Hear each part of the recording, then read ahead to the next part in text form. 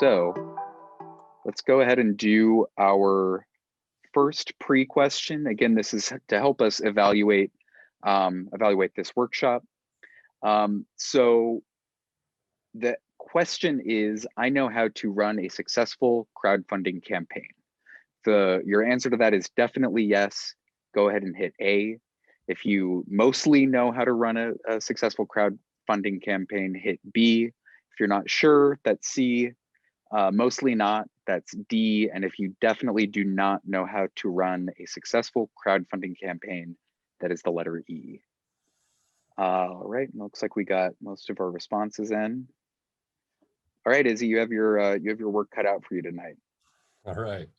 And then one last question here. What is crowdfunding? So it sounds like we might need a quick refresher on this. So if you think it is the practice of funding a project by raising a large amount of money for a large number of people, that is letter A. If you think it's the process of seeking and gathering voluntary financial contributions by engaging individuals, businesses, and foundations, that is letter B. If you think it is the practice of completing an application process for a financial grant provided by a corporation or foundation, that is letter C. And if you think it is the practice of funding a project by raising many small amounts of money for a large number of people, that is letter D. And I think there's one typo in there, sorry. Oh. For both A and D, it's supposed to have been from a large number of people. Sorry about that. No worries. And it looks like we got quite a few responses in, so let's go ahead and check those out. All right, so about half of you are right on. Yeah, Izzy, if you wanna take it away. Okay, so this presentation is about crowdfunding for nonprofits and local organizations, grassroots organizations. What crowdfunding is more than that, and you probably, so I'm going to give an example of the other types as well. What you probably know would be the Kickstarter, the GoFundMe, so raising money for a medical emergency, or on Kickstarter, I believe there was a guy that once raised $50,000 for something to do with potato salad, and it went viral and everybody was talking about it. But then you've had some exploding kittens, actually, a card game. It was at one point in time the largest crowdfunding campaign ever. And that truly is another way of consuming.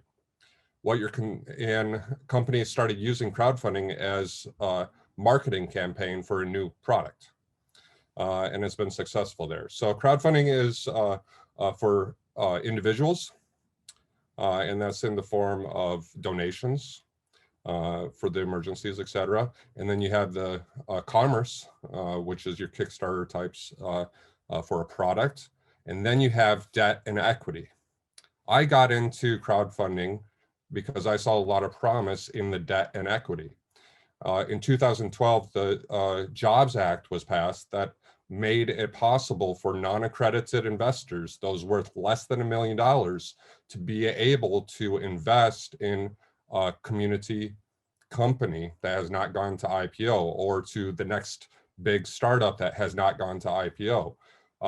We've not been able to invest in a Facebook, a Google, an Apple, et cetera, and we've also not been able to invest in a local restaurant that needs some money that they weren't able to get from the bank. There's a good book called Loco Vesting. It's a little outdated, but a lot of it is still true today. So that's really why I got into crowdfunding. So I'm not going to focus in that area too much tonight, but if you have interest, I can go on forever about that.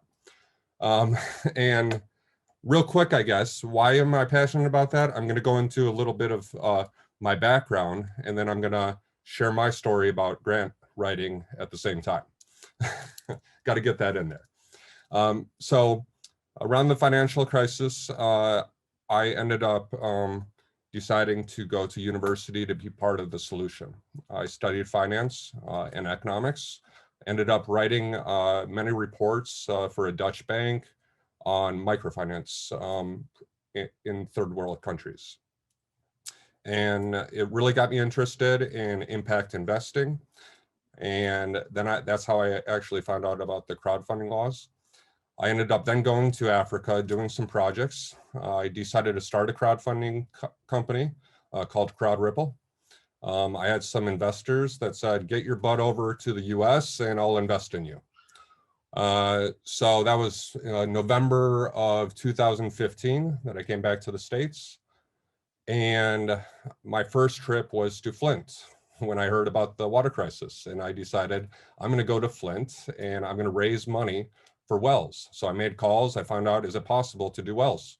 And I found out it was. By the way, I have been able to get 3 wells done for agricultural purposes anyway, for Asbury CDC, who I partnered with.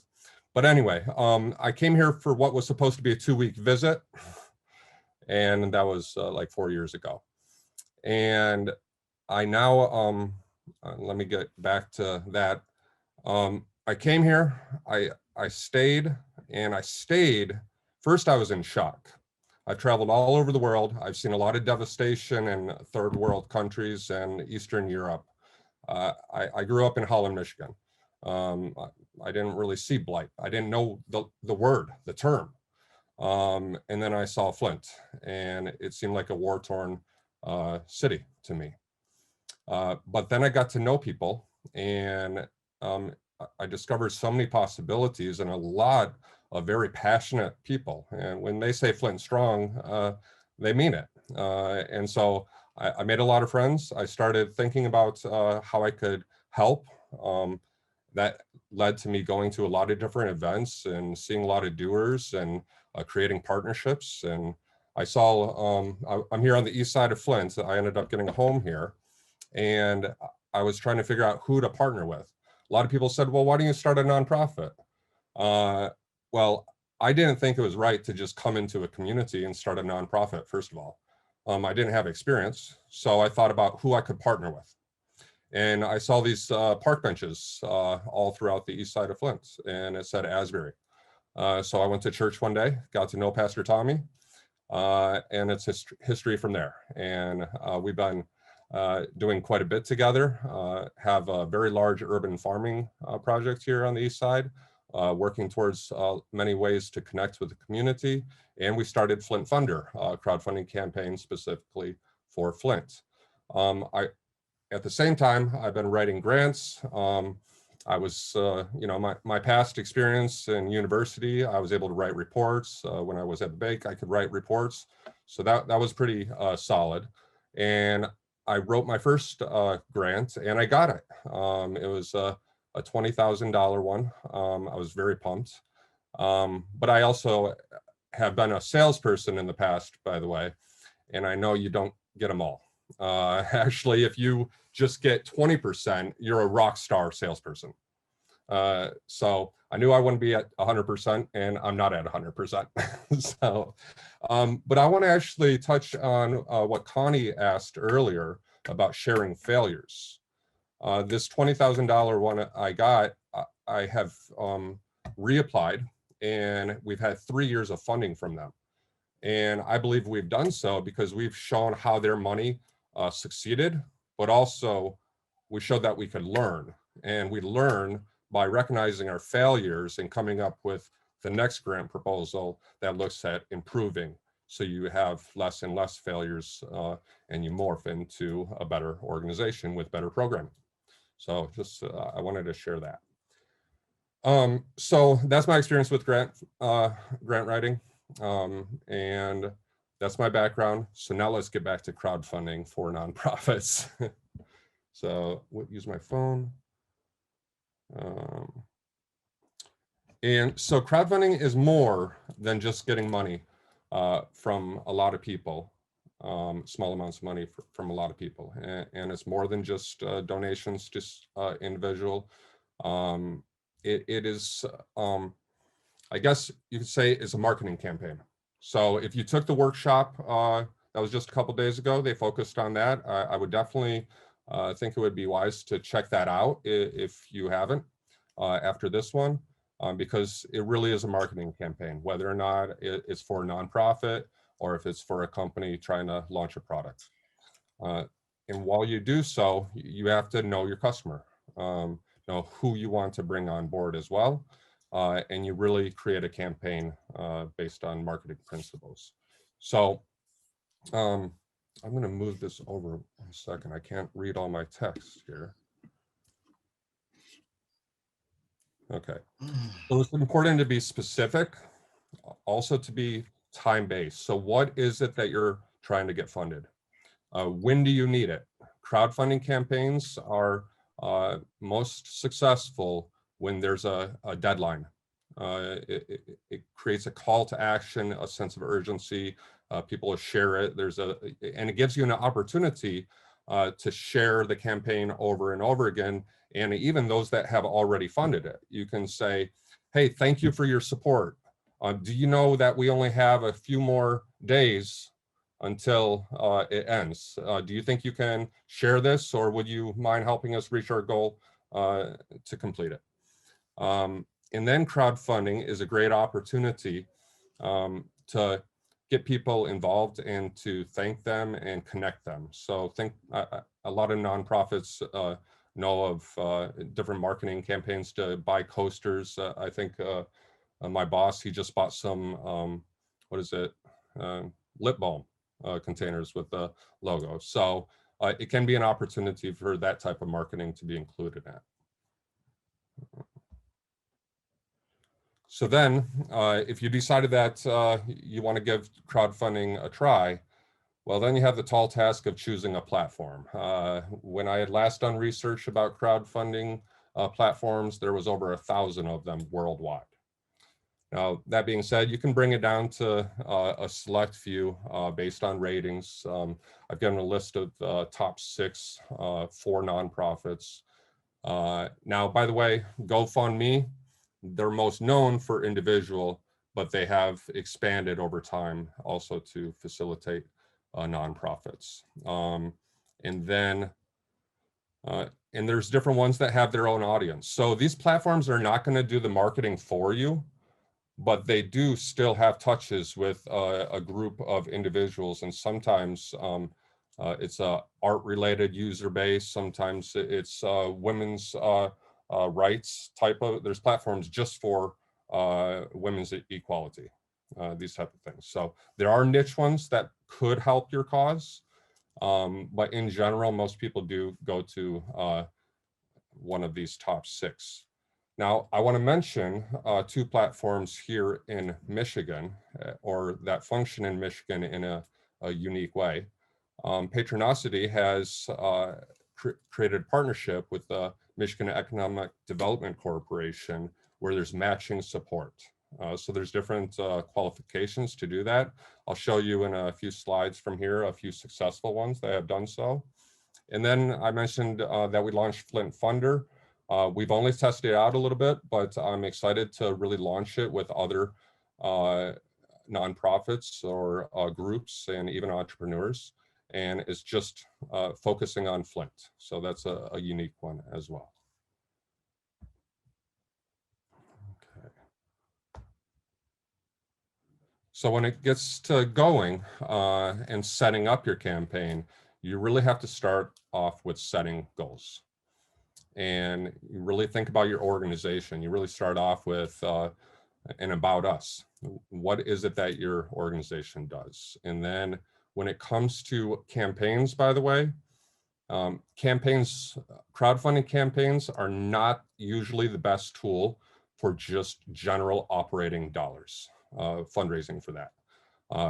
I mentioned earlier to be specific. Well, people like to be able to connect their dollars to something specific. I'll give an example. We had this one donor. He approached us and said, "Hey, what can I fund? What can I help make happen?" And it was one of the wells. And he wrote a check to do 3 of them. That gave him purpose. So you have to know your audience in those ways too. What do they want to get out of it? And generally speaking, with nonprofit crowdfunding, they want to connect their dollars to something.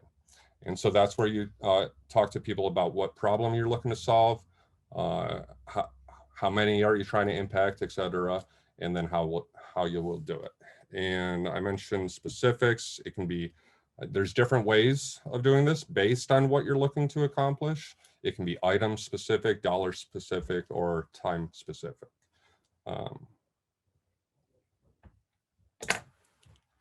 Okay, and then there's rewards. And for nonprofits, rewards is kind of a funny one, because you'll have a group of people that would love to have some shiny object that lets other people know that they supported a good cause. There's other people that don't want anything. They just want every single penny to go to that cause. So that's where you really know your core audience first, and then think about those that you're going to expand to and what they might want to do. So you can give people options too. You can just say, hey, there's no reward, contribute this much, or there's this level and then this level, etc. There's many ways to do it. And they say if you're going to do it, then it can be also a surprise. Even if you're not putting it out there that you're going to get a gift, you can just do something that is kind, whether or not it's a phone call or something in the mail. And then you can choose gifts that match with who you are. And let me see. And then I gave an example of a phone call. It could be a conference call. So you have to get creative. And again, it's marketing that we're talking about right now. Now, I do want to mention, when it comes to running a successful campaign, I mentioned earlier, think about your core audience. That's your current donors, really. And those are the ones that you're going to go to first. And with crowdfunding campaigns, typically, if you have 1/3 of your campaign already funded by making phone calls before you launch your campaign, you have a higher chance of getting funded. That's what the data says anyway. It creates the idea that, hey, I'm going to jump on the bandwagon here. Other people are doing it, so it must be a good thing. So there are platforms that allow you to have a week before, let's say, where you can shoot a link to your current donors, for instance. And then when you've reached the level that you want to, you then launch it out to everybody else. And that's where you start sending out on social media, and then hopefully other people will share it, and then it reaches well, who knows how viral your campaign might go. That being said, by the way, nonprofits, civic engagement themed crowdfunding projects have been the most successful in the crowdfunding space. They've not been the most viral. So I give you an example of the potato salad and the exploding kittens. Don't shoot for that. You're going to probably be disappointed unless you have some crazy marketing skills. It's probably not going to happen. But you can get shares. And I'll give you an example here soon of somebody that I would say is a pretty successful marketeer and a rock star in our community. And that's Egypt Otis here. You can see here, I don't believe her campaign's done, and I'm not sure the exact dollar she's at right now or the number of shares, but you can see here that she's over 50%. But the striking number that I see here with this one is 922 shares. That is impressive. So I would expect that she did a lot of work in the background, reaching out to people and letting it be known. Again, a crowdfunding campaign is a marketing campaign in that sense. Well, you can see 215 donors, 11,000. And you have 216 followers on this one. Israel, this is Teresa. We had a question in the chat about crowdfunding and matching funds. Connie asked, patronicity, do they always match funds? And then I just wonder if other crowdfunding organizations, if they do matching funds. Okay, so, well, we'll go to this one right here. This is Patronosity, and you can see supported by Michigan Economic Development Corporation. This was for $50,000, and they reached it. And because they reached it, it was matched. Now, that doesn't mean that you just launch a campaign on their site and it's part of that program. There are different qualifications, and I've not stayed up to speed with what those currently are. Platforms change, ownership of platforms change, so I didn't really want to go into the details of every platform because they're ever changing, even when it comes to fees. I know a few used to be GoFundMe, for instance, used to be around 8%. I think they have they even bought out, well, they bought out quite a few platforms over the last 4 years. But I think they have a better deal for nonprofits, whether or not it's directly on GoFundMe or the one that they bought out, I am not sure. And I think Indiegogo has one, generosity.com, for instance. That one's no fee, nonprofit specific one. So the point is, there's a lot out there. There's niche ones.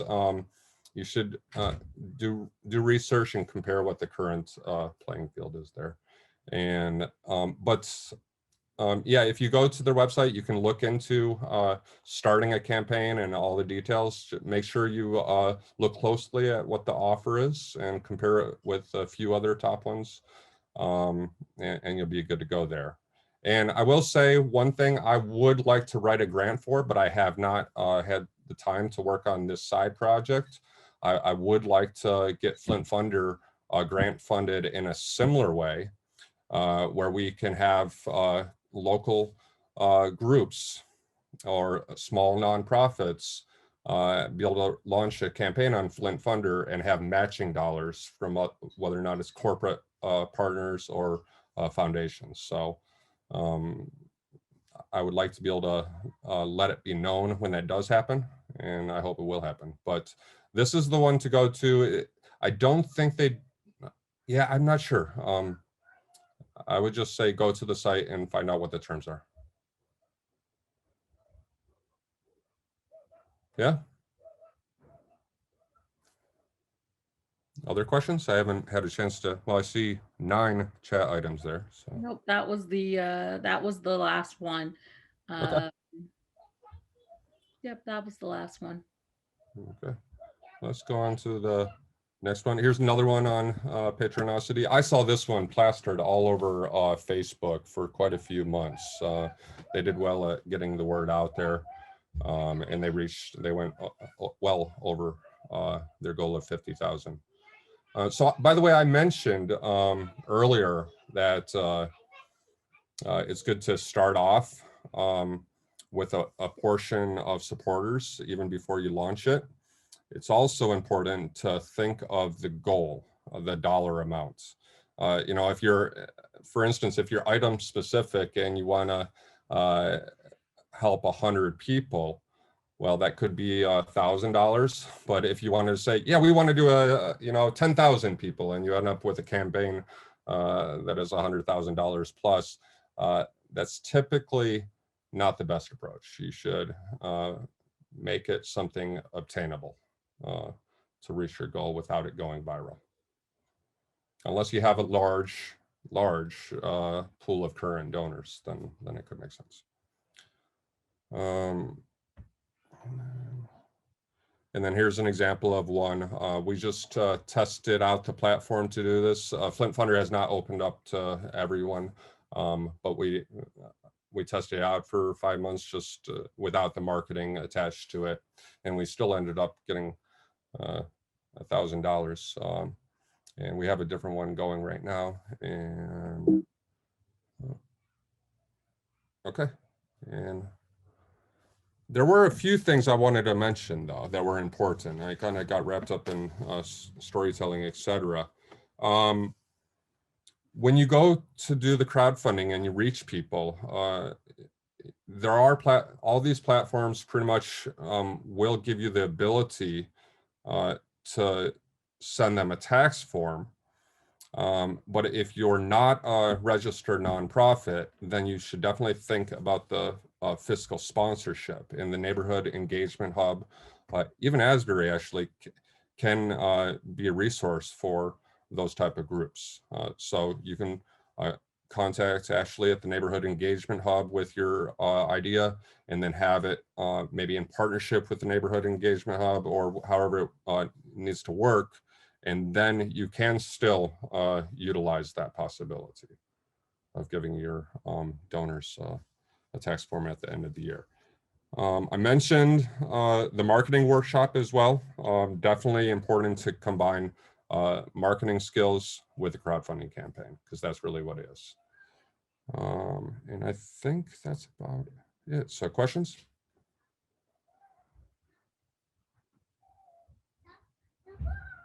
I don't see any questions in the chat, and I'm gonna look through to see if anybody has I their have a hand up. question, please. Yes. Izzy, if we end up needing some advice on a few of these things that we've gone through, can we contact you? Would you mind? Well, I mean, that was my business before I partnered with Asbury. So I'm definitely used to doing it. And in this case, Edna, you can always call me for advice. All right, thank you. Doing good stuff right next door. Yeah, I know, we're partners in crime, kind of, sort of. Right. But everyone else, if you guys have a quick question, feel free to contact me. And what's your email address, Israel? Well, my personal one is israel.unger@gmail.com. That really has too much spam going in it these days. But I think my funding at flynnasbury.org can also be utilized. Okay. I'm actually deciding which new personal email to use, because my other one I've had since college, and I think it has 100,000 unread messages. What was the other one? You said funding at flynnasbury.org. Okay. And then Dr. Lewis had a question. Did you want to say your question, or you want me to just read it? I would like you to read it. Okay. Are these donations taxed? What amount is too high to pay for using a platform? Well, the donations, when people give to a nonprofit, it actually reduces taxes. So they're not consuming, and those that are donating to it, they're not consuming anything. It is a donation, so there's no tax involved in those transactions. I think I covered all possible ways that was being asked. What? Sorry, I'm wondering if just as a clarifying question, I'm wondering if it's taxes or service fees that we're talking about. Okay, so platforms have different fees. For instance, there are certain platforms that have been donor funded that there's zero cost at all. There's others, I believe GoFundMe used to be 8%. So it ranges between 0 and 8% historically, as in last time I checked was 4 years ago, but I know a few things have changed just by randomly obtaining that info. So yeah, if it's above 8%, definitely too much. But I think, yeah, up to 8% can be acceptable depending on what it is that they're offering. You know, there are some differences. These niche ones, if they do generate additional traffic to your project, it can be worthwhile. And then Trifina has her hand up. And I just wanted to make a comment. Israel had an opportunity to share his presentation with a couple of the neighborhood hubs. And one of them shared a story about how they had looked through different platforms to do like fundraising, whether it was an auction or to get donations. And they didn't know that the website was collecting tips from every person that bid it on their auction or whatever. And so just like Israel mentioned earlier, when you decide to look into these platforms, be really make sure you read everything, because most of the time they disclose their fee chart, as well as if they're going to be asking for any other donations for their organization. And then again, he mentioned the two that are Michigan based. And so if you have any questions, they'll show that slide again for office hours. Israel will be available on Wednesday, and you can also email him to schedule a time other than Wednesday as well.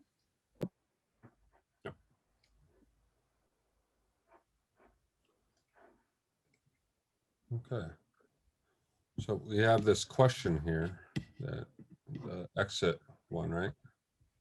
Yes, I think Michael, if Michael can kind of help us walk through that. Was that already asked? Yeah, sorry. So this is the same question as we asked at the beginning of the workshop. So this is just to help us evaluate how effective this was, and if we do need to revisit any of the topics. So if everybody could again open up a web browser and enter the URL pollev.com/COF community, or compose a text message to the number 22333 and then text COF community to get that set up. Then you will be able to give us a response to the question, I know how to run a successful crowdfunding campaign. So if the answer to that is definitely yes, that is letter A. If it's mostly yes, that's letter B. If you're not sure, that's letter C. Mostly not is D. And if you definitely do not know how to run a successful crowdfunding campaign, that is letter E. And it looks like we have just about everyone responding. So let's go ahead and see. Beautiful. All right. Well, for starting out with 50%, over 50% saying definitely not, this is definitely a huge improvement. And like Trofina mentioned, if you still are feeling not sure, Israel is going to be doing the open office hours on Wednesday. So I'm also going to throw up the slide here for the open office hours with everyone's contact information.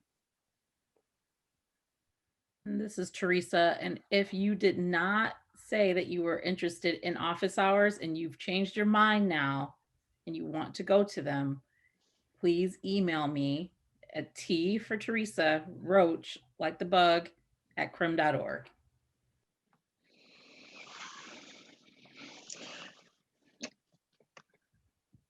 Okay, before you guys take off, I hope Lynn is still around. Lynn Williams from the Community Foundation of Greater Flint. Yes, ma'am. She does have an announcement.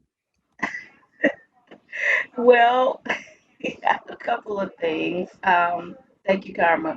The Community Foundation Neighborhood Small Grants Program is hosting the Connect the Blocks Neighborhood Summit. This will be our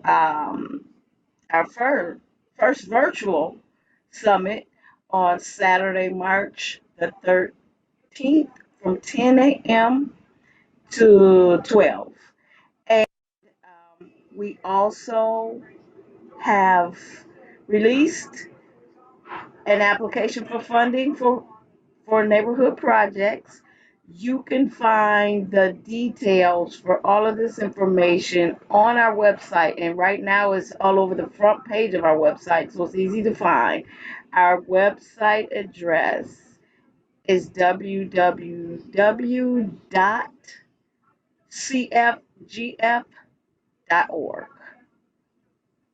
Thank you. Thank you, Lynn.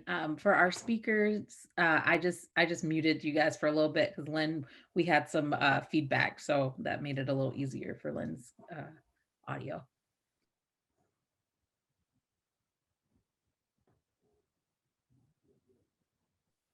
I would also just point out quickly that the Flint Habitat for Humanity just released the application form for the Flint brand program. That is in the range of, usually they go up to $10,000 grants specifically aimed at placemaking. So I think we'll be talking about placemaking later on in the series, but that is at the, you can find out more information at the Genesee County Habitat for Humanity website, which I don't remember what that URL is, but you can Google it. Yeah. Before we all take off, I did want to pull up, oh, is it not? I'm sorry. I want to pull up a survey for post-meeting feedback that just helps us to get a sense of how this meeting worked. You may have already responded to this poll during last week's sessions, but if you have not already, please, if you could give us some immediate feedback on the structure of this meeting, whether you think we need to make any changes. We're still in week 2, so if any large changes need to be made in how we're facilitating these, it would be great for us to get that information.